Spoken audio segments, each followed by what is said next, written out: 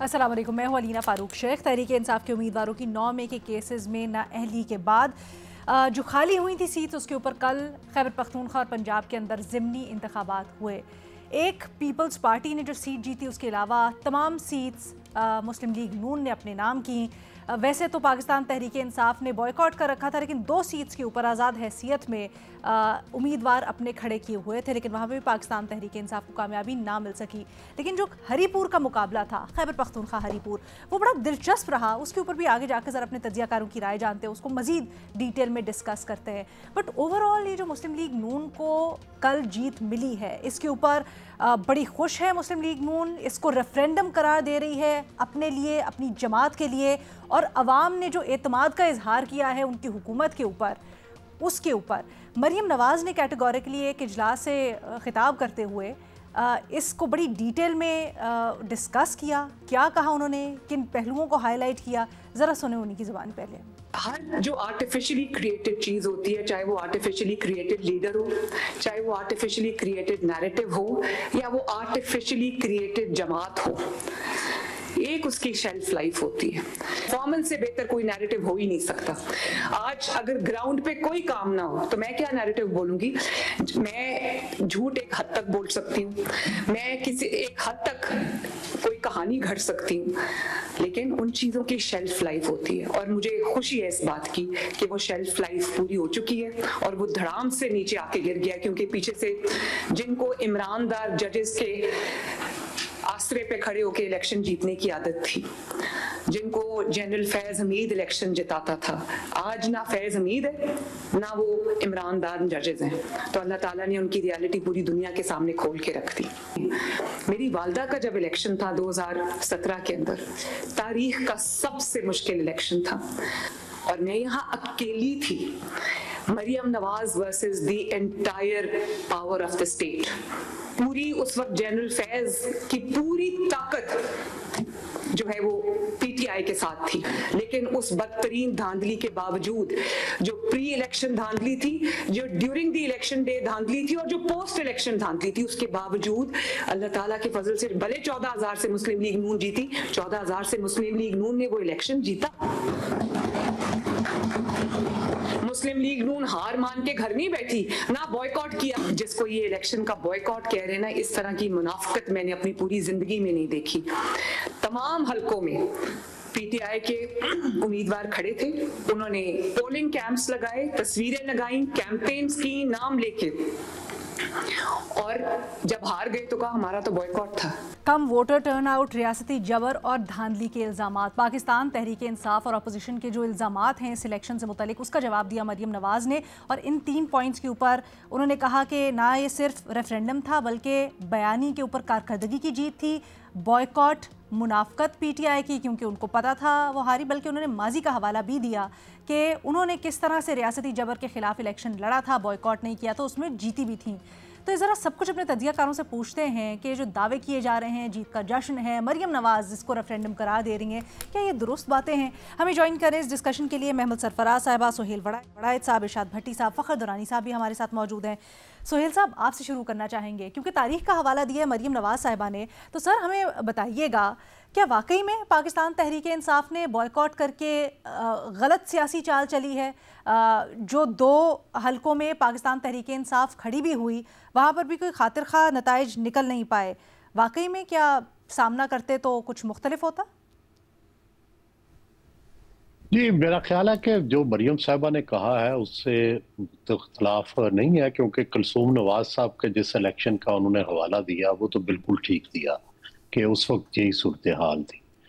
और इस वक्त मेरी तो शुरू से ये राय है कि चाहे कुछ भी हो, बाइकॉट और असम्बलियां तोड़ना या इसका फ़ायदा नहीं, पाकिस्तान की तारीख में फ़ायदा नहीं हुआ। पाकिस्तान की तारीख में सिस्टम के साथ जुड़े रहना, बेशक सिस्टम में धक्के भी पड़ रहे हो तो सिस्टम के साथ जुड़े रहना चाहिए। यहाँ तक तो मैं उनसे 100% इत्तेफाक करता हूँ। लेकिन अगली जो बात है कि ओवरऑल मुझे ये लगता है कि जो सियासत थी पाकिस्तान की, उसके अंदर एक बहुत बड़ा मोड़ आ चुका है। और वो मोड़ ये आ चुका है कि जो पॉलिटिक्स ऑफ होप है, ये दुनिया में जो पॉलिटिक्स होती है या लोगों की दिलचस्पी होती है वो ये समझते हैं कि हम वोट डाल देंगे तो तब्दीली आ जाएगी, या हमारा पसंदीदा बंदा आ जाएगा, वो हमारे काम करवाएगा या मुल्क के अंदर तब्दीली लाएगा। सिर्फ इसके लिए ही वोट डाले जाते हैं। मुझे लगता है कि वो फीलिंग वो खत्म हो चुकी है। इस वक्त फीलिंग ऑफ डेस्परेशन है।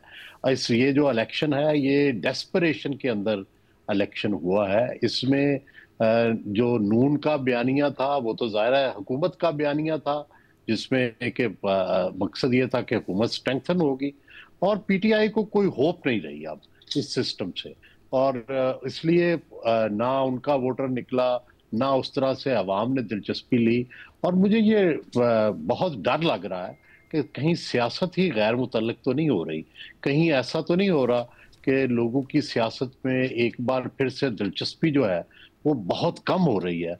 मुझे तो इसमें जो रिजल्ट्स के अंदर ये नजर आया है, 2 बाय इलेक्शंस में हमेशा लोगों की दिलचस्पी कम होती है, लेकिन जनरली मुझे ये लग रहा है कि जो पहले ये तवक्को थी मतलब पीटीआई को कि हम इनकलाब ले आएंगे, 9 मई किया, कभी कहते थे जजेस, कभी कुछ, तो अब मेरा ख्याल है उनके पास थ्योरियां भी खत्म हो गई हैं और ये बात भी खत्म हो गई है कि कुछ आएंगे।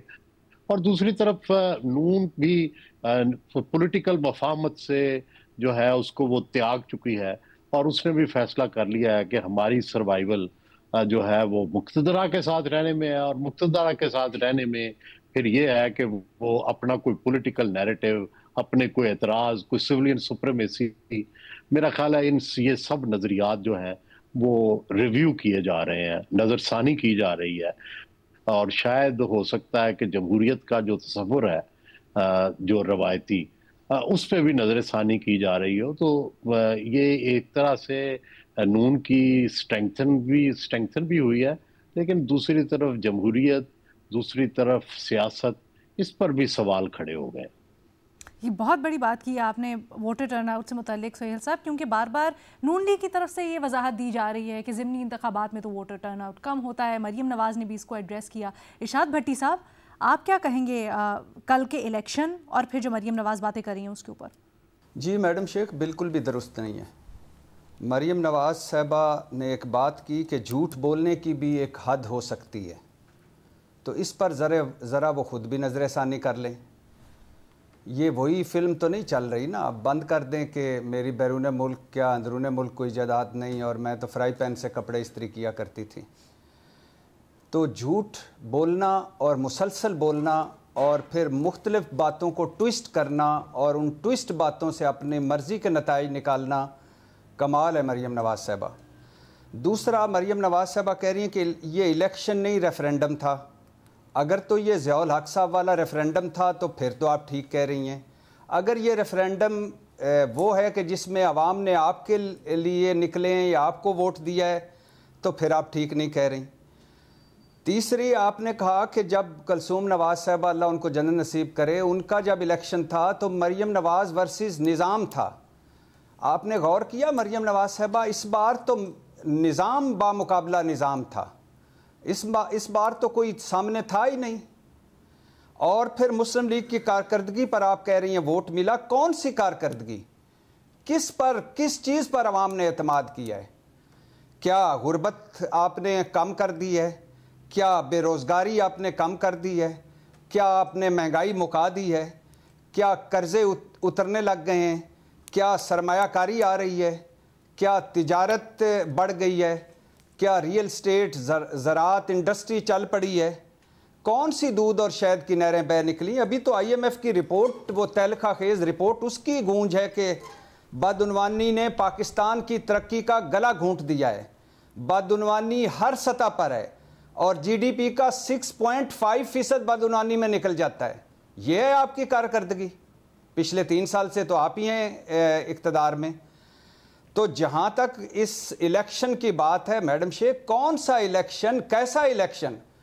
ये मैं सुन रहा था, सुबह अखबार में भी पढ़ा, फिर TV चैनलों पर भी देखा, मुस्लिम लीग ने मैदान मार लिया। ओ भाई, कौन सा मैदान? उस मैदान में कौन थे?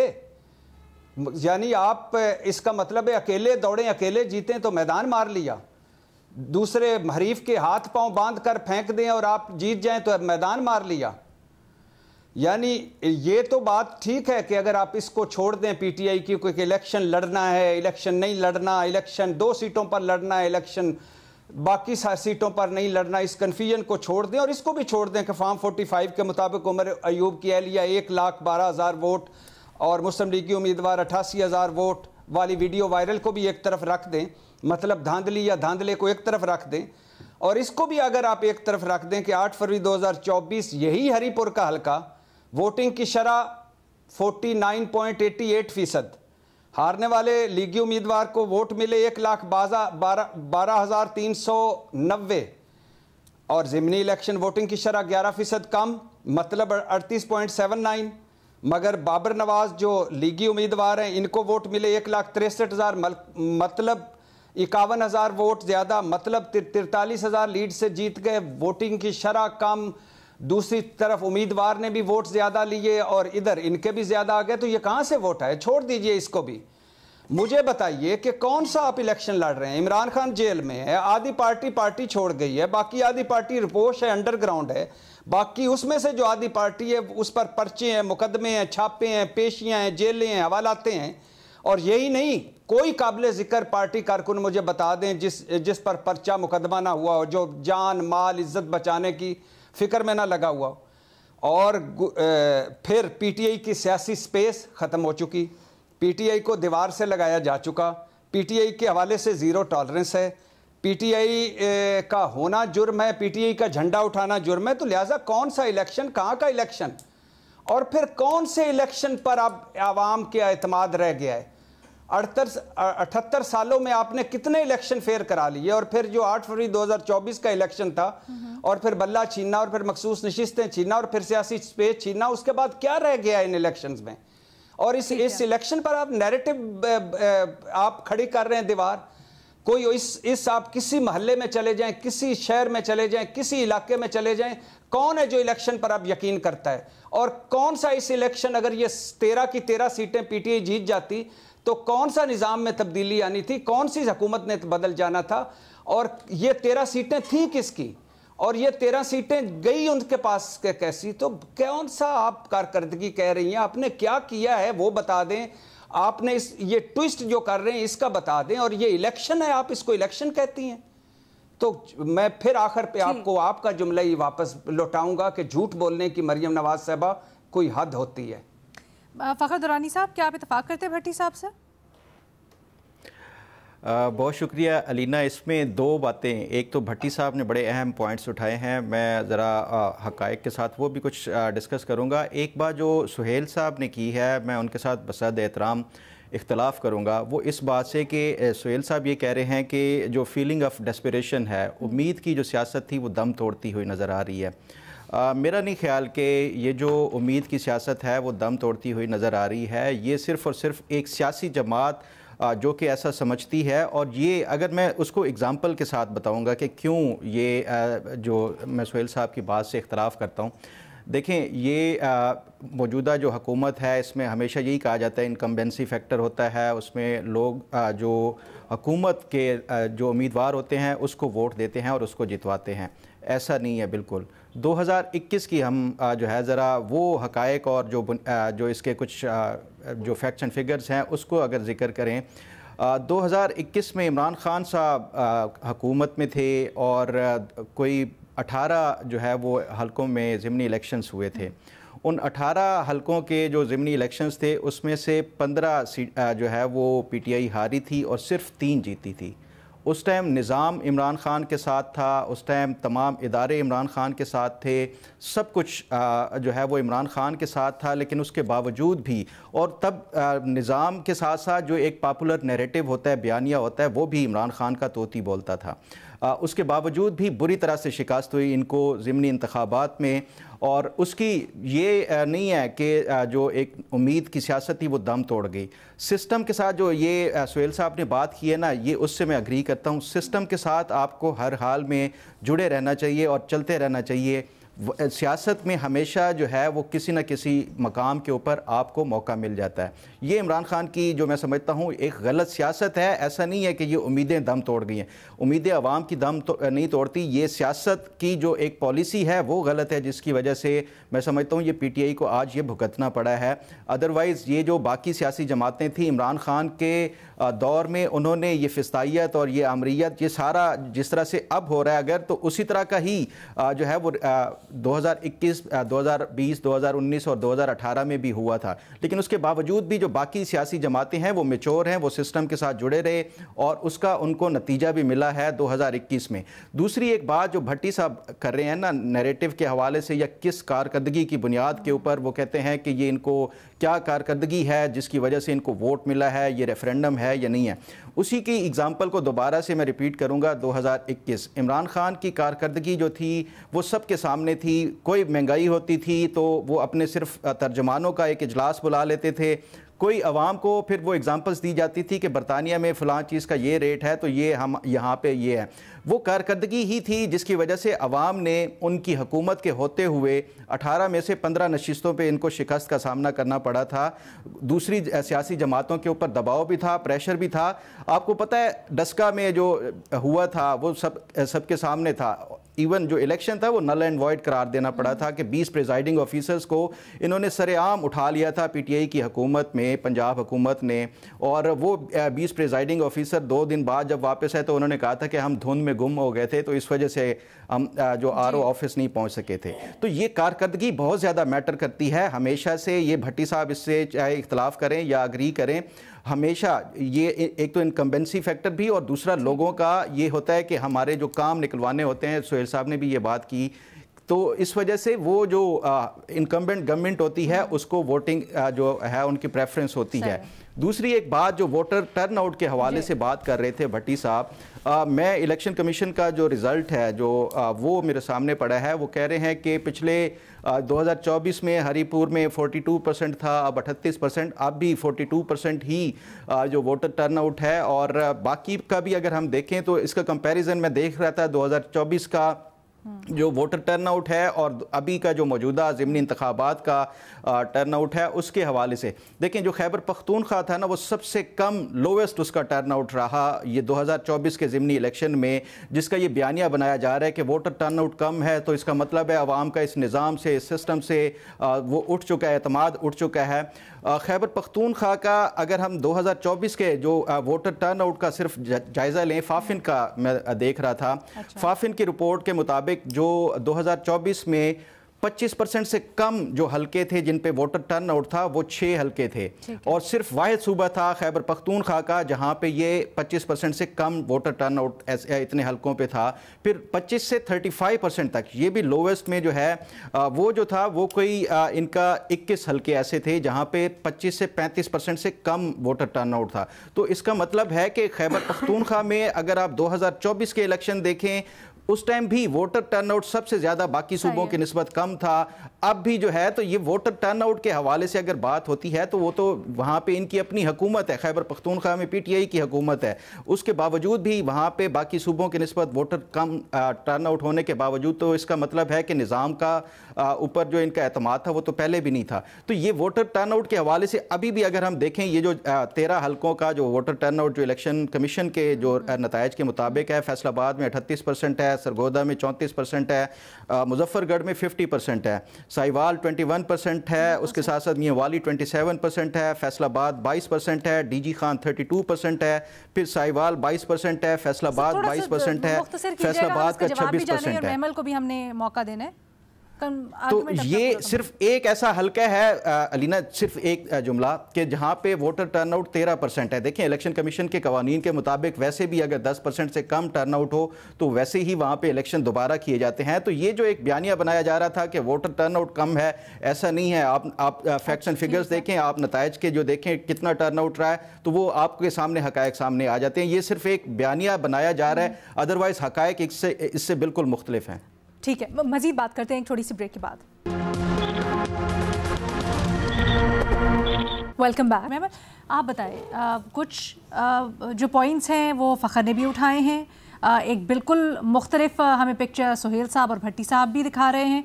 आपकी राय क्या है? क्या वोटर टर्नआउट कम रहा, उस तरह से दिलचस्पी नहीं रही, ये ज़िमनी इंतखाबात की वजह से था, या फिर आपको लगता है कि वो जो एक उम्मीद है लोगों की वो ख़त्म हो गई है? देखिए रीना, वैसे तो एक ट्रेडिशनली हमने देखा है कि वोटर टर्नआउट जो है वो बाय इलेक्शंस के अंदर चंद के अलावा वो यूजुअली कम ही रहता है। लेकिन जो असल चीज़ इसके अंदर है रीना, मैं समझती हूँ कि जो पीटीआई ने बॉयकॉट किया उसकी वजह से एक खुला मैदान जो है वो छोड़ दिया गया और नून लीग को उसका जो है एक एज भी मिला। आप देखें कि जो इवन पीटीआई की बॉयकॉट की पॉलिसी थी उसमें भी कंसिस्टेंसी नहीं थी। मियां अजहर साहब की सीट तो उनकी वफात की वजह से खाली हुई, लेकिन जो बाकी सीटों के ऊपर डिसीजन तो यही ली गई थी कि इस फैसले के खिलाफ हमने जो है बॉयकॉट करना है। लेकिन फिर हरीपुर में इलेक्शन फिर भी लड़ा गया और इसके ऊपर हमने देखा कि प्राइवेटली जो है और कुछ लोगों ने पब्लिकली भी इसके ऊपर क्रिटिसाइज़ किया कि ऐसा नहीं होना चाहिए था अगर एक ही पॉलिसी रहती बॉयकॉट की। लेकिन ओवरऑल जो बॉयकॉट है, मैं समझती हूँ कि सियासी निज़ाम से जो बाहर जाना है वो सही नहीं है। सोहेल साहब ने भी इसकी एग्जांपल दी। आप देखें ना 1985 के जो इलेक्शन में पीपल्स पार्टी हमेशा इस बात की याद दहानी कराती है कि उनसे गलती हुई कि उन्होंने वो इलेक्शन जो है वो बॉयकॉट किए थे। फिर उसके अलावा भी जब आप सिस्टम में रहकर आप चीज़ें एक्सपोज भी करते हैं, यानी कि ये भी मैं आपको बताती चलूँ अलीना कि इनकी अपने अपोजिशन के इत्तेहादी जो थे उन्होंने भी पीटीआई को ये मशवरा दिया, प्राइवेटली भी उन्होंने बात की कि आपको ये इलेक्शन लड़ने चाहिए, आपको बॉयकॉट नहीं करना चाहिए क्योंकि आपको एक स्पेस मिलेगी। आपके लिए वैसे ही सियासी स्पेस जो है वो ज़रा बहुत काफ़ी ज़्यादा श्रिंक कर गई है, तो ये एटलीस्ट आपको इलेक्शन कैंपेन के अंदर आपको अपनी बात करने का मौका मिलेगा। ख़ास तौर पे पंजाब के अंदर आप अपने वोटर्स को जो है you can reach out to them. फिर अलीना, हमारे कॉन्टेक्स्ट में एक हल्के की सियासत भी बड़ी अहम होती है और वो हमने देखा भी है कि इधर जो है हल्के लोग अपने हल्के की सियासत छोड़ते नहीं हैं। तो जब आप बॉयकॉट करते हैं तो फिर आप अपने राइवल को, अपने अपोनेंट को आप एक ओपन स्पेस दे देते हैं। तो ये चीज़ भी जो है ये मेरे ख्याल में कामयाब पॉलिसी नहीं थी और ये सही पॉलिसी नहीं थी। और इसीलिए मैं आपको बता रही हूँ कि उनके अपने अपोजिशन के अलायंस के लोगों ने भी उनको कहा था मत करें। पीटीआई के अंदर से भी ये जो है प्राइवेटली ये बातें आई, अगर आप उनसे बात करें कि ये हमारी पॉलिसी सही नहीं थी बॉयकॉट करने की। तो एक तो मेरे ख्याल में पीटीआई को जो है इस चीज़ का नुकसान हुआ है और नून लीग को बिल्कुल उस चीज़ का जो है वो फ़ायदा हुआ है। जहाँ तक ये बात है लीना, अदम दिलचस्पी भी होती है और फिर ये है कि ये अफसोसनाक चीज़ होगी कि अगर लोगों का पूरे इलेक्शन के सिस्टम से या जमहूरियत से जो है वो उनका ट्रस्ट ख़त्म हो जाए। ऐसा होना नहीं चाहिए। हाँ जी बिल्कुल, ये एक बड़ी अनफॉर्चुनेट चीज़ होगी। अनफॉर्चुनेटली हमने ये भी देखा है कि कैप्चर जो है ओवरऑल निज़ाम के ऊपर, सिस्टम के ऊपर, वो एक अथॉरिटेरियनिज़म का कैप्चर भी हो रहा है। फिर दूसरी तरफ हमने ये भी देखा कि अब जो है वो मकबूलियत की नहीं कबूलियत की जो है पॉलिसी सियासी जमातों ने अपना ली है। तो ये भी एक अफसोसनाक अमल है। लेकिन ओवरऑल मैं ये ज़रूर कहूँगी फिर भी कि बॉयकॉट नहीं करना चाहिए था पीटीआई को, अगर वो इसके अंदर हिस्सा लेते और क्लियरली लेते, ना कि ये कि जिस तरह की कंफ्यूज सी हमें इनकन्सिस्टेंट सी उनकी पॉलिसी नज़र आई। इसका जो है एक नुकसान हुआ है उनको सियासी। बट मैम, क्या आप इसको रेफरेंडम कहेंगी नून लीग के हक में, जैसे कि मरियम कह रही हैं? नहीं ना, रेफरेंडम तो नहीं है। वैसे भी अभी तो 1.5 साल हुआ है इस हुकूमत को आए हुए, तो जो कारकर्दगी ज़रूर होगी, काम भी कर रहे होंगे। लेकिन बात यह है कि वो जब इलेक्शन, जनरल इलेक्शंस के करीब हमें जाकर ज़्यादा नज़र आता है कि कितना काम किया। प्रोजेक्ट्स ऐसे होते हैं कि जब वो एंड पे आ रहे होते हैं कि कंप्लीट हुए हैं नहीं हुए हैं, तो वो तो उस तरह की चीज़ है। लेकिन इसके अंदर तो देखिए, जैसे मैंने कहा कि मैदान ही खुला छोड़ दिया था, तो ये तो बहुत एक वन साइडेड भी इस तरीके से थे ना पीटीआई के बॉयकॉट की वजह से। ठीक है, मजीद बात करते हैं एक छोटी सी ब्रेक के बाद। Welcome back. सुहेल वरायत साहब इत्तेफाक नहीं करे, फ़खर दुरानी साहब कह रहे हैं कि सर ये नहीं कहा जा सकता कि लोगों का एतमाद कम हुआ है या होपलेस है इस वक्त वोटर। ज़िमनी इंतखाबात में तो ऐसा होता ही है और उन्होंने पूरे नंबर्स बताए। उन्होंने कहा वोटर टर्नआउट इतना भी कम नहीं था। फ़खर दुरानी साहब बड़े काबिल फ़ख्र हैं, मगर उन्हें इख्तलाफ का भी पूरा हक है। और अगर हमें भी थोड़ी सी इजाज़त दे दें इख्तलाफ की, तो बुनियादी बात यह है कि क्या, मैं सवाल पूछता हूँ कि क्या पीटीआई को उम्मीद थी किसी तब्दीली की? क्या उनके अंदर उम्मीद है इस वक्त? कोई नहीं है। दूसरी तरफ जो आदि जमातें हैं उनकी स्पेस कितनी है और वो कितनी की बड़ी तब्दीली ला सकते हैं, उनमें कितनी उम्मीद है? तो वो अगर इन दोनों में नहीं है, जो दो बड़े फरीक हैं, तो इसका मतलब है ओवरऑल नहीं है। और मैं तो इससे बड़ी बात करने की जसारत कर रहा हूं कि सियासत और जमहूरियत जो है उसकी स्पेस ही कम हो रही है, और ये बड़ी खतरनाक होती है। बज़ाहिर इसका पता भी नहीं चलता, और ये आहिस्ता आहिस्ता एक अफरीत बन जाती है। अभी ये प्रोसेस शुरू हुआ है, इसको अभी से रोकने की ज़रूरत है, ताकि ये ऐसी फ़ज़ा ना बन जाए कि लोग, पहले हमने जनरल ज़िया-उल हक के दौर में भी देखा था, जनरल मुशर्रफ के दौर में देखा था, पहले बेगानगी पैदा होती है और बड़ी मुश्किल से फिर वोटर जो है वो वापस पोलिंग स्टेशंस की तरफ ले जाया जाता है। और ये बड़ी मुश्किल से हुआ था कि लोग दोबारा पोलिंग स्टेशंस की तरफ आए थे, नहीं तो पढ़े लिखे लोग वोट ही नहीं डालते थे, पढ़े लिखे लोग इलेक्शन में दिलचस्पी नहीं लेते थे, किसी सियासी जमात की तरफ माइल ही नहीं होते थे। तो ये ना हो कि लोग बिल्कुल इस चीज़ से ही बेगाना हो जाएं कि क्या हो रहा है और क्या होना चाहिए। लोगों को रियासत में, सियासत में इन्वॉल्व रहना चाहिए, ताकि उनकी वतन से मोहब्बत जो है वो इसी तरह कायम रहती है कि वो स्टेक होल्डर हो, वो तब्दीली कर सकें, वो उनको उम्मीद हो इस सिस्टम के अंदर तब्दीलियों की।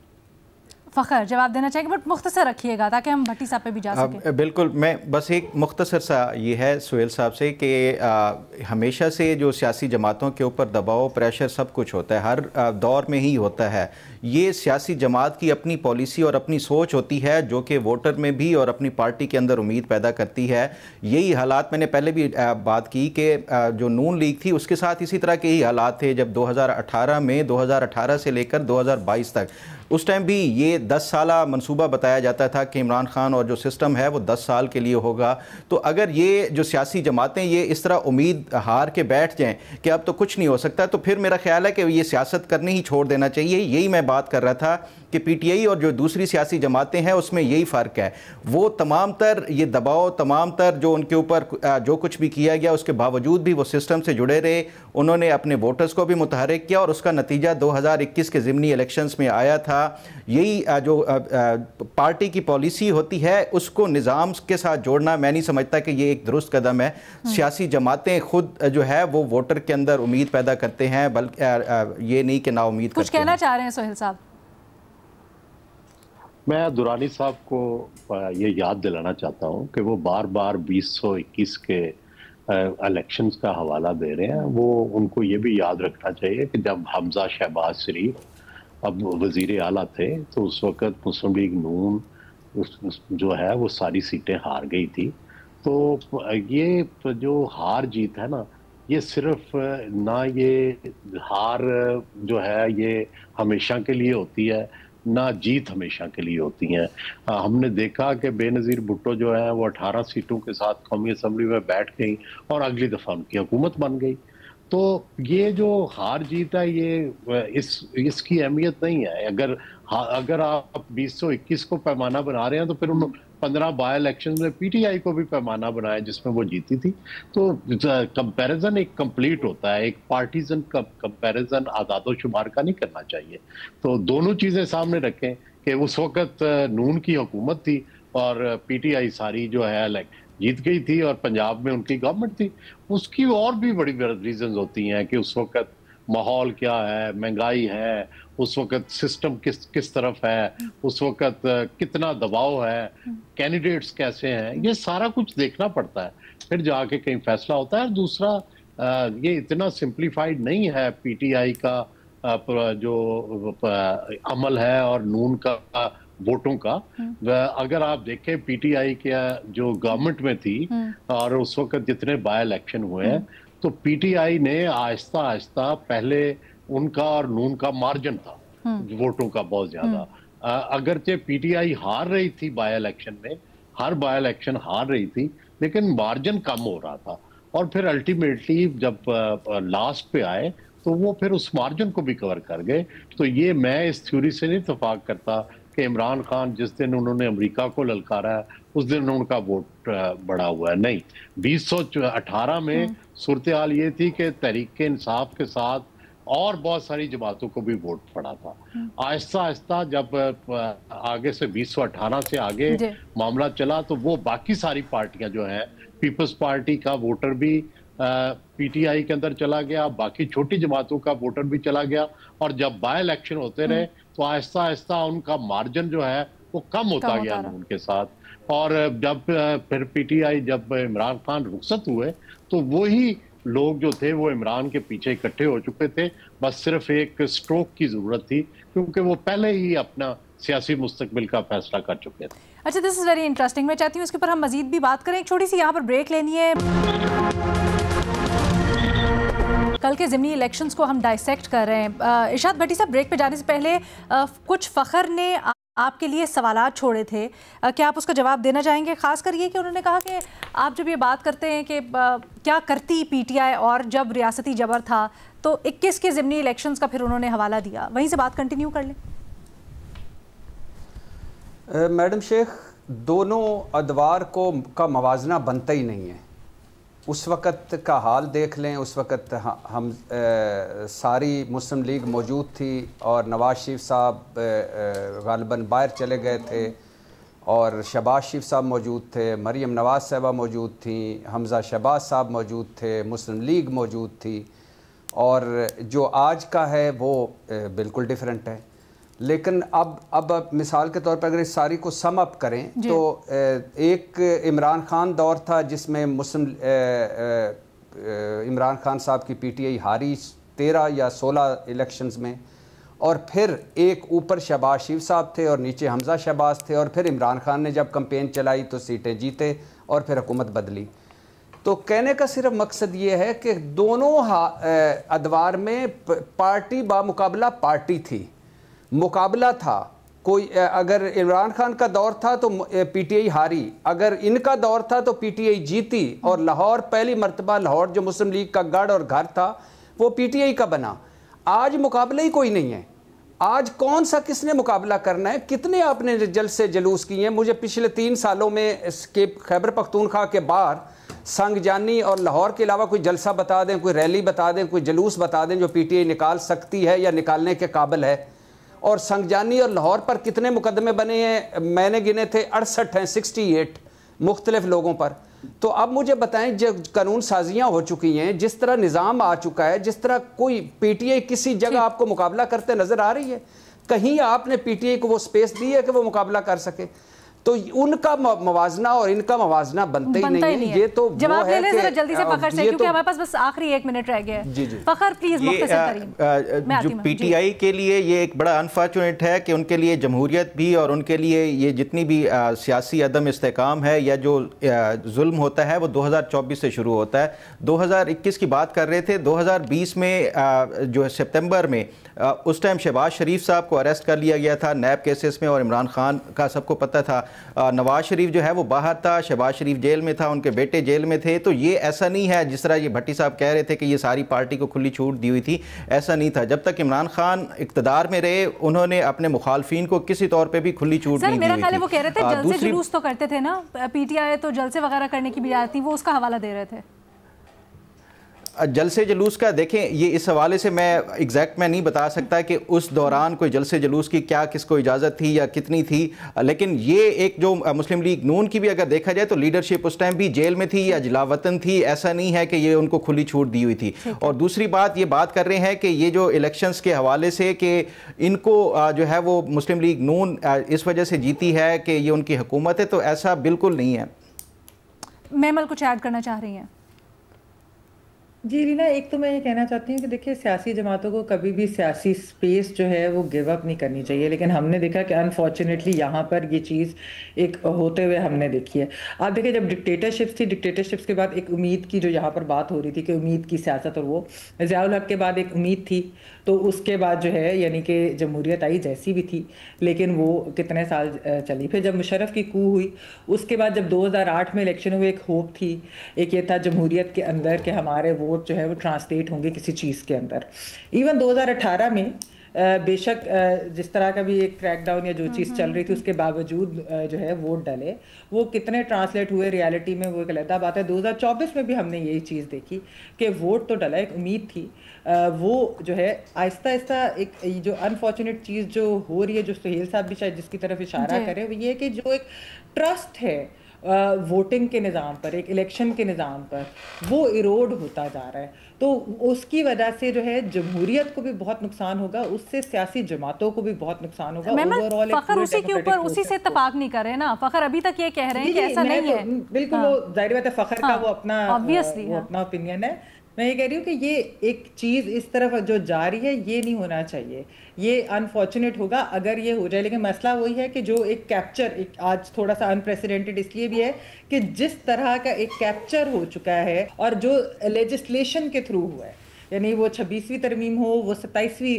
तरमीम हो, वो जो है उसकी वजह से आहिस्ता आहिस्ता काफ़ी चीज़ें जो है वो सियासी जमातों के लिए उनकी स्पेस कम होती जा रही है, which is very unfortunate. Willingly हुई है लीना, ये भी नहीं है कि कोई अनविलिंगली, यानी कि खुद से जो है वो उठा कर दी गई है उनको। अच्छा, मैं इसके ऊपर जानना चाहती हूँ ज़रा सुहेल साहब की राय, लेकिन उससे पहले फ़खर, अगर मैं गलत नहीं हूँ, आपने जाते जाते महमल पर जाने से पहले ये कहा कि ये कहना कि नून लीग की हुकूमत है इसलिए वो इलेक्शन जीते हैं, गलत है? देखें वही बात, क्योंकि इसमें जो बुनियादी नुक्ता ये उठाया जा रहा है कि वोटर का जो है वो टर्नआउट कम है, लोगों का एतमाद कम हो गया है इस हुकूमत के ऊपर। तो उस वजह से मैं सिर्फ वो हकायक बता रहा था कि जो हर हल्के का टर्नआउट कितना रहा है और उसको हम कंपेयर करें जो जनरल इलेक्शन है उसके साथ, तो कोई इतना ज़्यादा डिफरेंस नज़र नहीं आ रहा। तो इस बुनियाद के ऊपर में। अच्छा, हरीपुर की हम बात करें सुहेल साहब, एक चीज़ ज़रूर बताइएगा सर, क्या ये हरीपुर का जो हल्का है ये तारीखी तौर पर नून लीग का ही था? कुछ लोग तारीख का हवाला देते, कहते 93, 97, 8 और 2015 के अगर इलेक्शंस देखें तो इसमें नून लीग को फतह रही, और सिर्फ उस पीरियड में जहां पर पीटीआई को गैर मरई जो है वो, या मरई हिमायत हासिल थी, वो जो है ना वो इलेक्शन सिर्फ पीटीआई ने जीते, और अब वापस ये सीट जो है वो मरई तो अब ये आ रही है पीटीआई से निकल के वापस नून लीग के पास। सर, क्या इस आइडियोलॉजी में, इस थ्योरी में वजन है? बड़ी दिलचस्प बात है कि हजारा का जो खिता है तो केपी में, लेकिन मसलन पहले जब जिस जमाने में खान कयूम खान और खान अब्दुल गफ्फार खान यानी सुर्खपोश और सब्जपोशों की लड़ाई होती थी, तो हजारा गढ़ होता था खान कयूम खान का यानी सब्जपोशों का, और जो पेशावर है ये गढ़ होता था सुर्खपोशों का। और फिर एक ये जो पिछला वक्त था इसमें नवाज शरीफ जो है ये हजारा सारी बेल्ट में जीतते थे, बहुत अरसा तक वो उनके बंदे जीतते रहे। लेकिन फिर जाहिर है जिस तरह लाहौर में तब्दीली आई, जिस तरह फैसलाबाद में तब्दीली आई, हजारा के अंदर भी तब्दीली आई और फिर पीटीआई जो है वो जीतना शुरू हो गई। तो देखिए ट्रेंड्स तो चेंज होते रहते हैं, ये कोई चीज परमानेंट नहीं है। सोहेल साहब, नवाज शरीफ साहब खुद भी हारे हैं लास्ट इलेक्शन। जी बिल्कुल, मनसेरा से हारे हैं बिल्कुल, और वो ना मरई था ना गैर मरई था। हाँ, तो वो इन्फ्लुएंस था, ये इन्फ्लुएंस है, इसका इस सूरत हाल का कैसे तज्जिया करेंगे सर? नहीं देखिए, पहले तो ये जो दो कैंडिडेट थे ना, पहले तो इनको देखें, अगर डिटेल में जाए ना तो ये रवायती हरीफ है वहाँ के। जो बाबर नवाज खान साहब हैं ये भी यहाँ से बहुत दफ़ा जीते हैं, और अयूब खान साहब की फैमिली, जो अयूब खान के भाई थे बहादुर खान, जो वो अयूब खान से भी इख्तलाफ करते थे, सुतेले भाई थे, और वो लीडर ऑफ द अपोजिशन भी रहे अयूब खान के ज़माने में।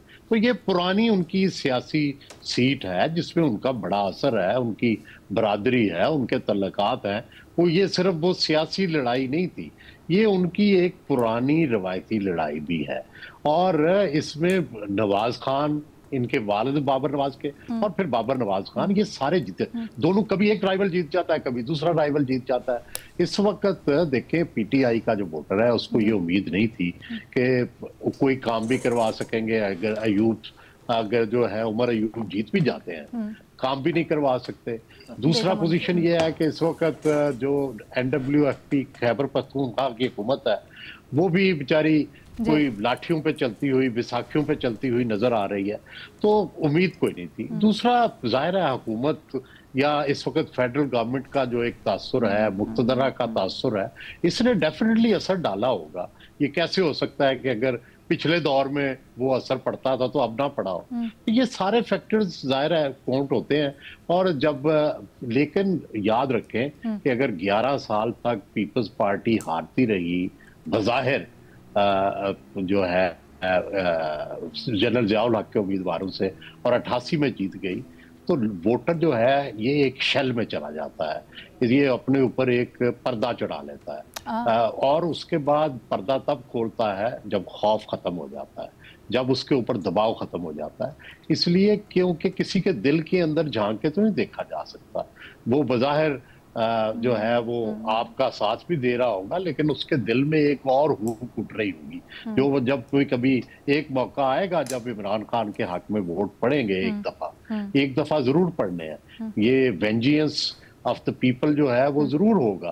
हाँ, उसके मुकाबले में आप कितनी मजबूत जमातें कर लेते हैं वो आप पे डिपेंड करता है कि IGI उस वक्त मजबूत होने शुरू हुई और फिर बिल आखिर 1990 1993 में आके मजबूत हुई, लेकिन ज़ियाउल हक खुद ना कर सके। तो असल बात ये होती है कि PTI का वेंजियंस तो रहेगा, लेकिन उसके मुकाबले में क्या खड़ा होता है, अभी तक तो कोई मजबूत हिसार खड़ा नहीं हो सका। वो जब तक मजबूत हिसार खड़ा नहीं होगा, एक मुकाबले में पार्टी, एक मुकाबले में नैरेटिव, एक मुकाबले में ग्रास रूट पॉलिटिक्स, उनकी तंजीम खड़ी नहीं होगी, तो जाहिर है फिर उस वक्त तक तो इस वक्त मोस्ट पॉपुलर तो इमरान खान ही है, चाहे मेरा 100 उनसे इख्तलाफ है, लेकिन जाहिर है हकायक भी तो मानने पड़ते हैं ना। अच्छा, तो इतनी इंटरेस्टिंग कॉन्वर्सेशन है, मजीद सवाल जहन में आ रहे हैं और मैं चाहती हूँ कंटिन्यू करें, लेकिन अनफॉर्चुनेटली हमारे पास आज टाइम इतना ही था ख़त्म। आने वाले दिनों में इसके ऊपर फिर मजीद तज्जिया तबसरा करेंगे, ना सिर्फ आगे क्या खाका हैयत बनती है, बल्कि पीछे वो क्या पॉइंट्स थे जिनसे जो हमारे तज्जियाकार एटलीस्ट महमल और सुहेल साहब ये समझते हैं कि वोटर्स की होप ख़त्म हो गई है। सब कुछ जानेंगे आने वाले प्रोग्राम्स में, बट अभी इजाज़त दें। अल्लाह हाफ़िज़।